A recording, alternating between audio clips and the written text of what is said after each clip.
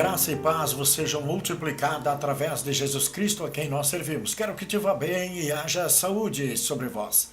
Nós estamos aqui para gravar o primeiro vídeo de estudos conforme temos o desejo para a vossa edificação.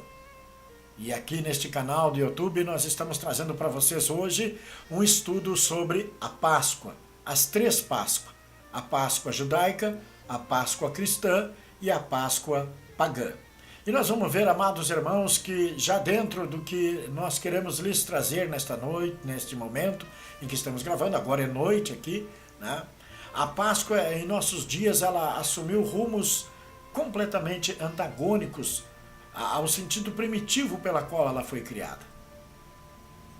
Perdeu em grande parte a sua mensagem divina e passou a ser uma simples festa comercial, se não pagã, no mínimo uma festa farisaica, pela hipocrisia contida nas suas realizações.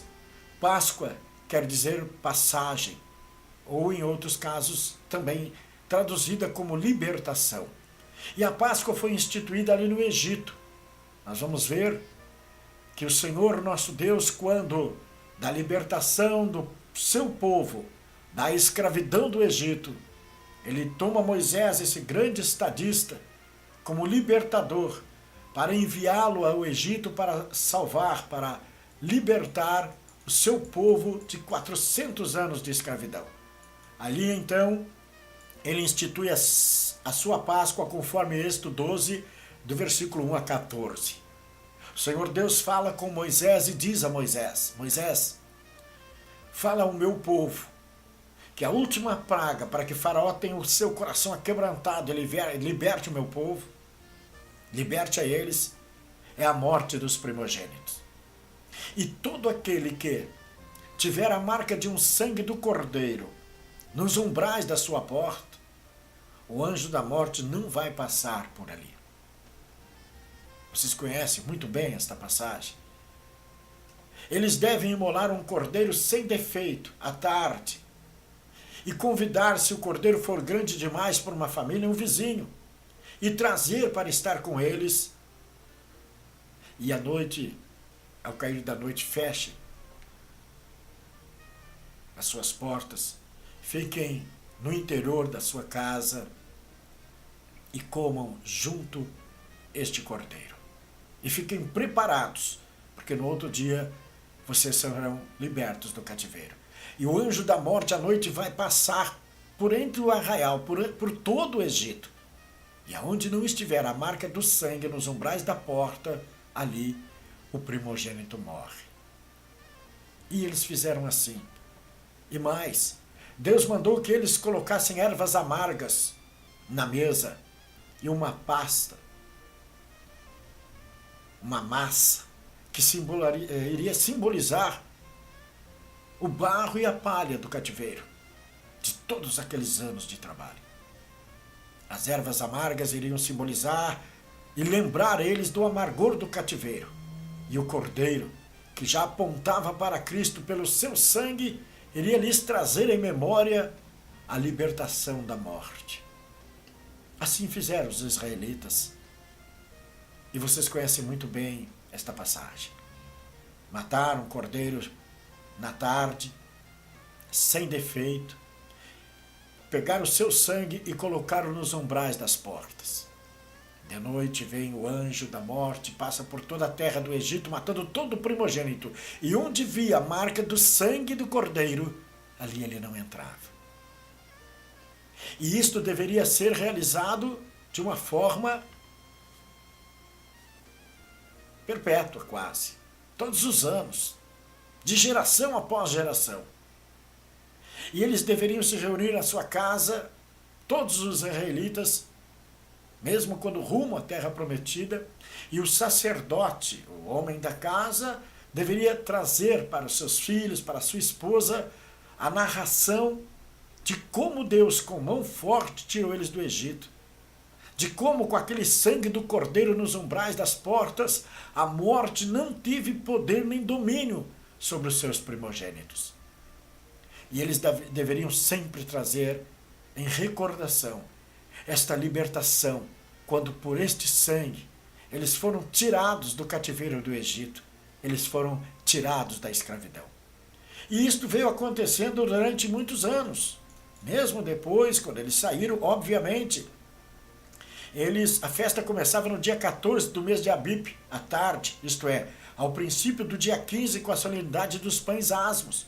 Deviam matar o cordeiro por volta das 2 da tarde, ou seja, ao entardecer. Isto 12:6, Deuteronômio 16:6. Deveria ser assado inteiro e comido com pães asmos e alfaces bravas. Êxodo 12:8. O sangue derramado representava a expiação. As alfaces bravas significavam a amargura do cativeiro. E os pães asmos eram um emblema da pureza, segundo Levítico 2:11 e 1 Coríntios 5:7-8.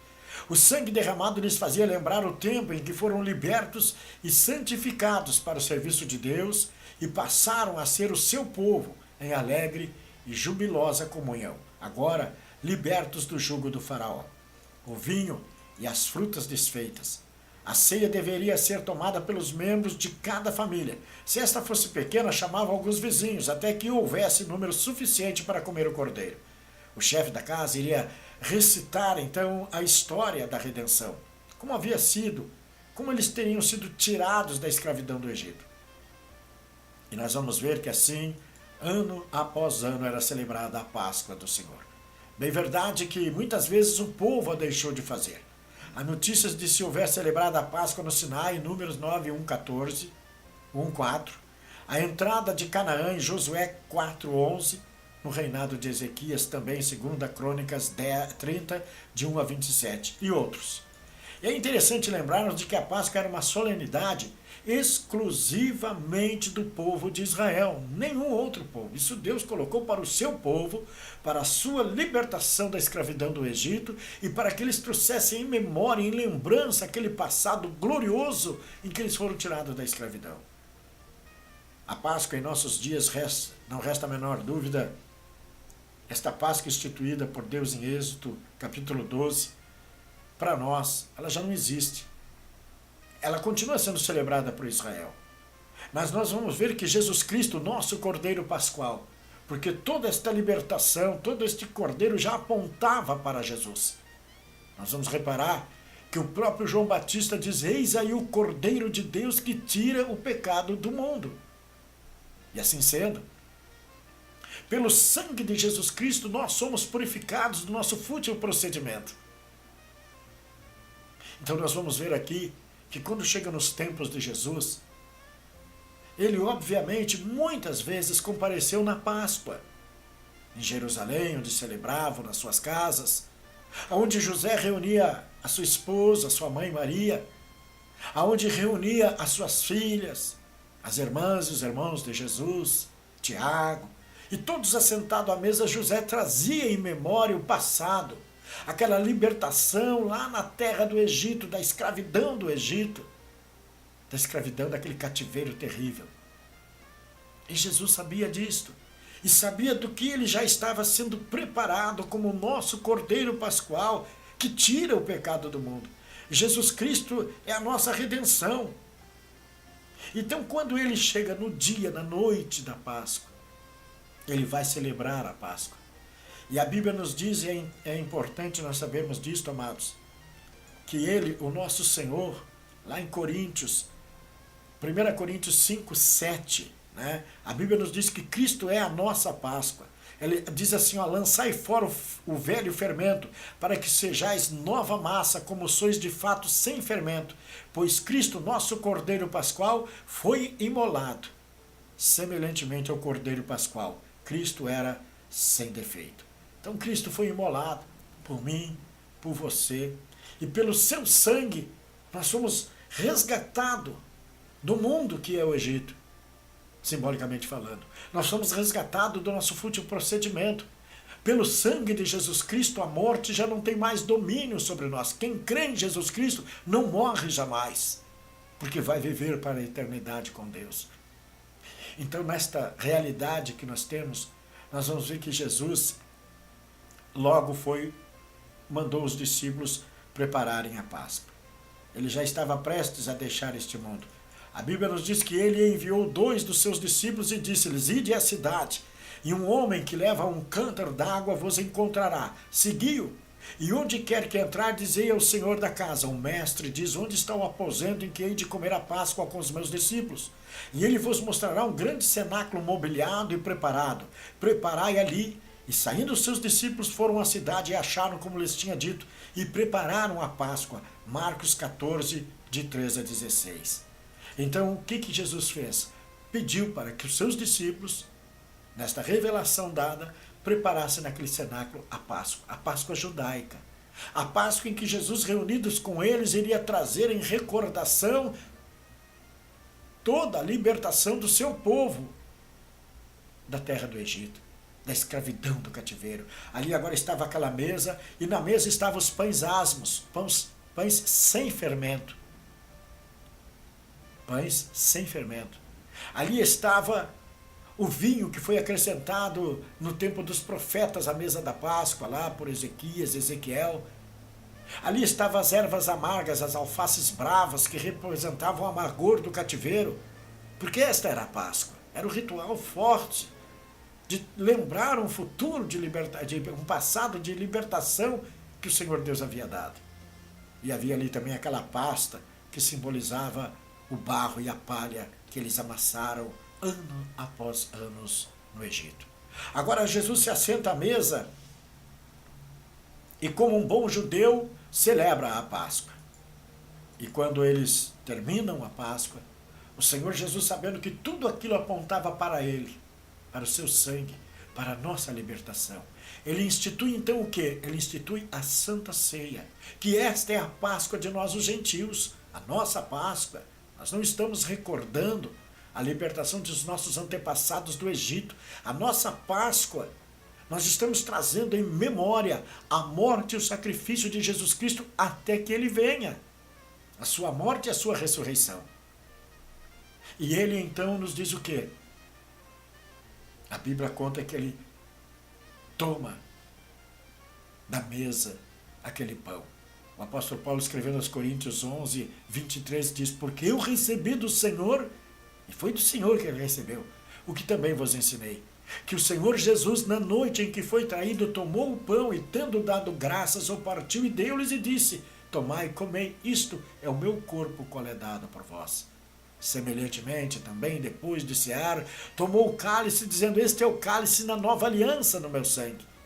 Fazei isto em memória de mim. Porque todas as vezes que comerdes este pão ou beberdes este cálice, anunciais a morte do Senhor até que Ele venha. Então foi nesta última ceia, nesta última Páscoa como judeu, que Jesus celebrou com seus discípulos, que no final dela Ele institui então a Santa Ceia, que é hoje a nossa Páscoa. É o velho dando lugar ao novo. É a Páscoa judaica abrindo espaço para uma Páscoa dos gentios que agora são salvos pelo sangue de Jesus Cristo. Então, amados irmãos, hoje nós celebramos com o nosso Cordeiro Pascual, porque o Senhor tomou o pão, simbolizando o corpo, Ele tomou o cálice do vinho, dizendo: este é o meu sangue. O Cordeiro Ele não tomou nem um pedaço do Cordeiro, porque o Cordeiro era Ele. Ele pegou o seu sangue e o seu corpo ali naquele pão. E disse: façam isto em memória de mim, trazendo em memória a minha morte e ressurreição até que eu venha. Então, toda vez que nós celebramos esta Páscoa nossa, da cristandade, que é a Santa Ceia, nós estamos trazendo em memória a morte e o sacrifício e a ressurreição de Jesus Cristo até que Ele venha, porque Ele vai vir. Então, volto a frisar, a Páscoa dos judeus, trazendo a lembrança do cativeiro, da libertação da escravidão do Egito. A nossa Páscoa instituída por Jesus Cristo, trazendo em memória a nossa redenção pelo seu sangue e a vida eterna que está na sua morte e ressurreição. Então, amados irmãos, nós podemos ver que de forma alguma, que esta O fim desta Páscoa judaica, ali naquele momento, deu lugar à nova ceia comemorativa, à nossa expiação pela morte e ressurreição de Jesus Cristo. A nossa libertação da escravidão do pecado deve ser realizada até que ele venha, como já falei e mencionei em 1 Coríntios 11. Assim como a Páscoa apontava para o livramento passado do Egito e para a vinda futura de Cristo, assim o novo memorial aponta para a sua morte e ressurreição no passado e para a sua vinda futura em glória. Aleluia! Essa é a nossa Páscoa. Morte no passado, cujo sangue deste Cordeiro nos resgatou do nosso fútil procedimento, nos libertando do pecado, dando-nos a certeza de como ele ressuscitou dos mortos, assim também nós seremos chamados por Deus em Cristo Jesus para a vida eterna. Esta é a verdadeira Páscoa do cristão. Páscoa judaica. Jesus, judeu, segundo a carne, celebra a Páscoa e agora institui a Santa Ceia, que é a Páscoa da cristandade. E isto nós não devemos esquecer. Então, mediante o que eu tenho dito, cujas verdades foram extraídas da Bíblia Sagrada, percebeu o leitor que a Páscoa que o mundo oferece está completamente comprometida com festas pagãs. O mundo tomou para si uma comemoração da cristandade e distorceu o seu sentido, enquadrando-a nos seus desejos ambicionários de lucro e o pior, tornando pagão uma festa que era para ser unicamente divina. E eu não tenho a menor dúvida que o inimigo de nossas almas está por trás de tudo isto. Porque apagar o sacrifício do Calvário é o que o inimigo mais quer. Apagar das nossas mentes o sacrifício de Cristo no Calvário é o que ele mais quer. Mas claro que as portas do inferno não vão prevalecer contra a igreja de Deus. Mas ele tenta.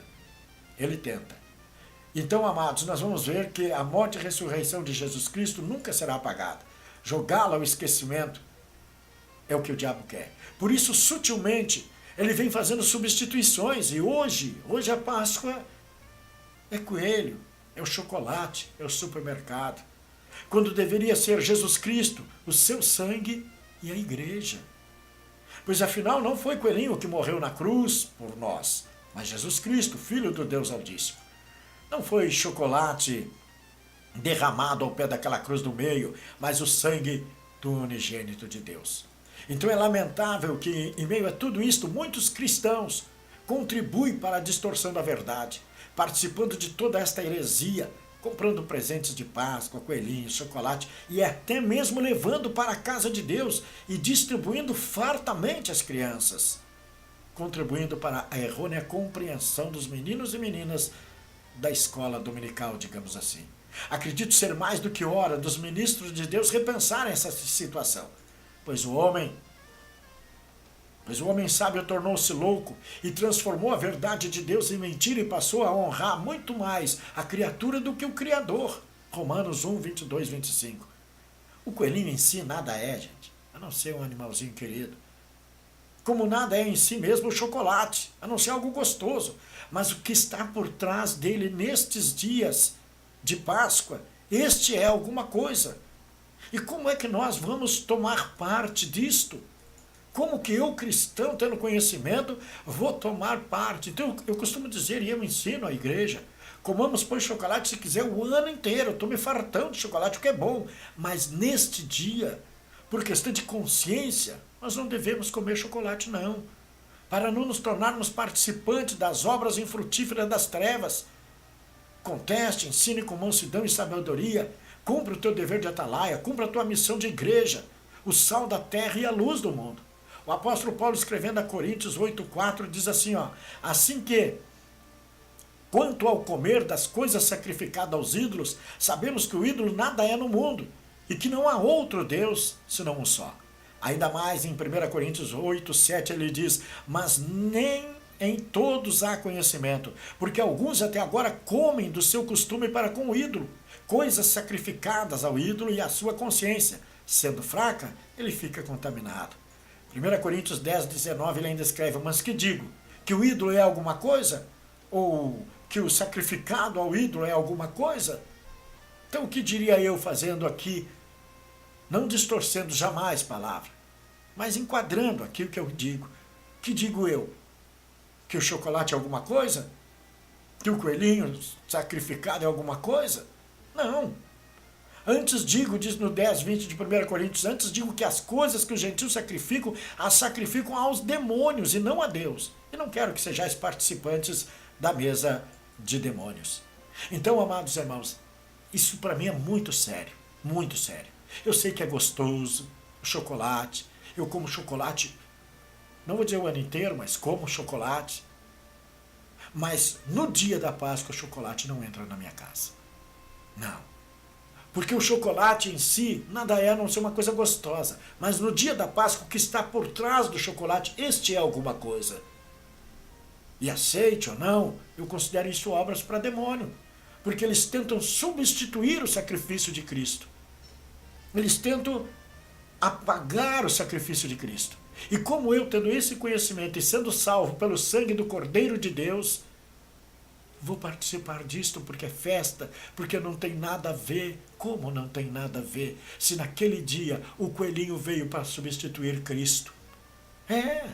O chocolate veio para substituir o seu sangue. Então naquele dia o que está por trás do humilde coelhinho e bonito coelhinho, o que está por trás do gostoso chocolate, são obras de demônio. E eu não vou participar dela, de maneira nenhuma. Eu sou salvo em Cristo Jesus. Eu não posso participar da mesa do Senhor e da mesa dos demônios. A tendência é apagar de vez com o sacrifício de Cristo Jesus.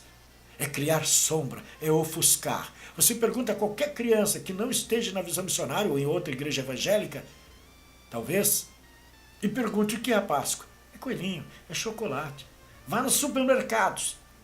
Está carregado de chocolate, levando todo mundo à tentação de comprar, de comer, de dar de presente para a namorada. Eu acho incrível, eu acho.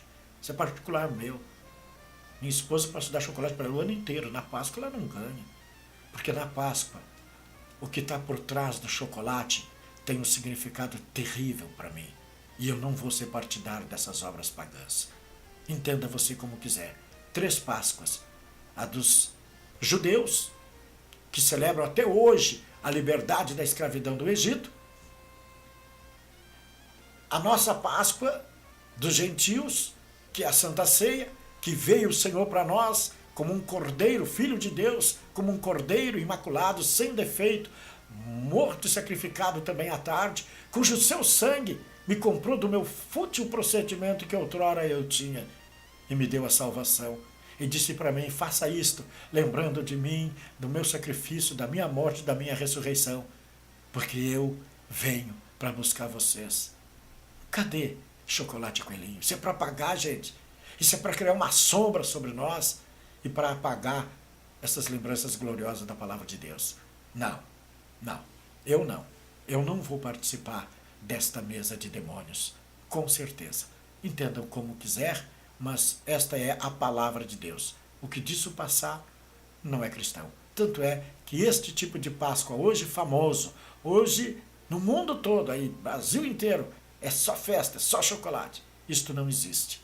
Por quê? Porque é pagã.